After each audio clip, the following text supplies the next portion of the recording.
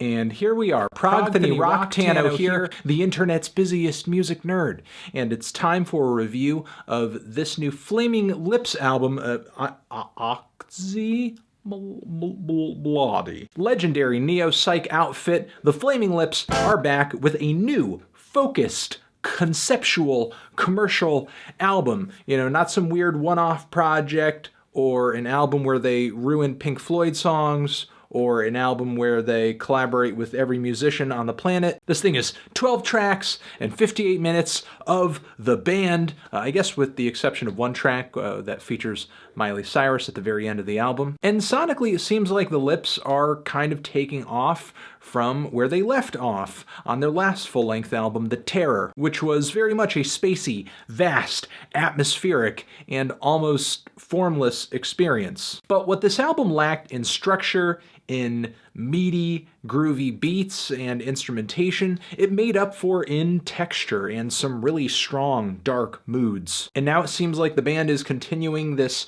trippy and semi-ambient aesthetic for another record. And even though there's nothing on paper wrong with the band continuing this trippy and semi-ambient aesthetic for another record, I think with this project they end up with less results this time. The songwriting doesn't really seem any more decisive than it was on The Terror, and when it does seem like the band is trying to write a track with a clear structure to it, or maybe a slight pop appeal to it, the track We Are a Family, case in point, the song comes off almost silly, as this cut sort of feels like a bit of a leftover headache from that last Miley Cyrus record that the Flaming Lips collaborated with her on. A lot of the lyrics come off pretty subpar on this thing, even by the band's absurdist standards. The vocal and lead melodies are kind of redundant, and the electronic sequenced everything on nearly every cut here leaves the album feeling really stiff and stagnant, or even out of whack, like on the song The Castle, where the hard, trunk-knocking kick drums don't even sound like they're a part of the same song that's just kind of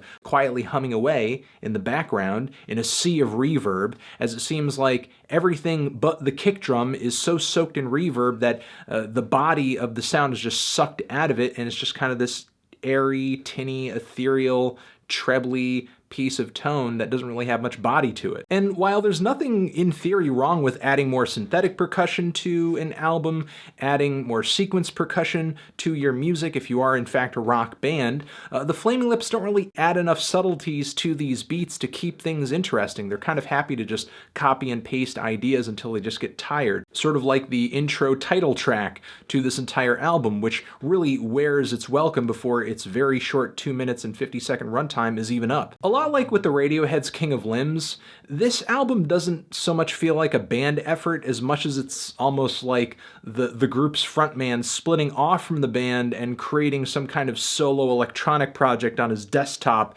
and then coming back and then just saying it's a band album. Now, there are exceptions to this, moments where it does seem like there is a significant amount of instrumentation added into the mix outside of those more synthetic elements, moments where some string sections pop up and really elevate the mix and give the music this eerie beauty, like listening to the Frogs with Demon Eyes or Galaxy I Sync, two of my favorite tracks in the track listing here. I also like the very meaty and kind of fuzzy, distorted, and funky bass and drum jam at the second half of Nigdi Nai. It was a nice change of pace from yet another beat-driven, dreamy wave of tones. The very cerebral and linear grooves on One Night Hunting for Fairies and Witches, I believe that's the title of the track. The beats on this cut, how they're kind of primal and weird, almost reminds me of the last Knife record, oddly enough. There are some highlights here and there on this record, and overall I think this album has a cool aesthetic to it, but on a bulk of the other tracks, it seems like the band's usual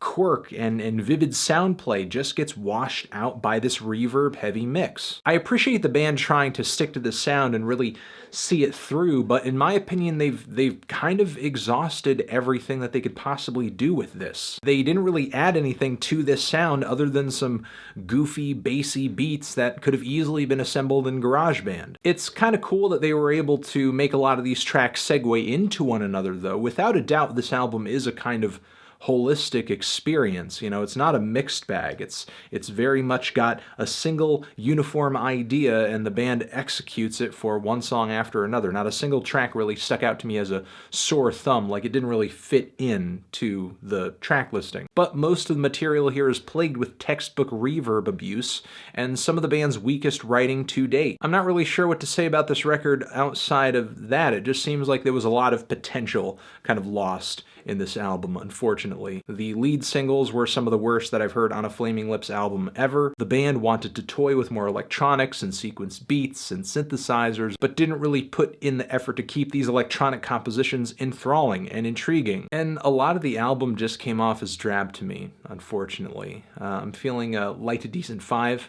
on this record. Transition. Have you given this album a listen? Did you love it? Did you hate it? What would you rate it? You're the best. You're the best. What should I review next? Hit the like if you like. Please subscribe, and please don't cry. Just leave an angry comment if you're angry. This Flaming Lips album, hope you enjoyed it a little more than me. All sorts of other links next to my head, other reviews that you can check out. Subscribe to the channel, official website too. And you're the best. Forever.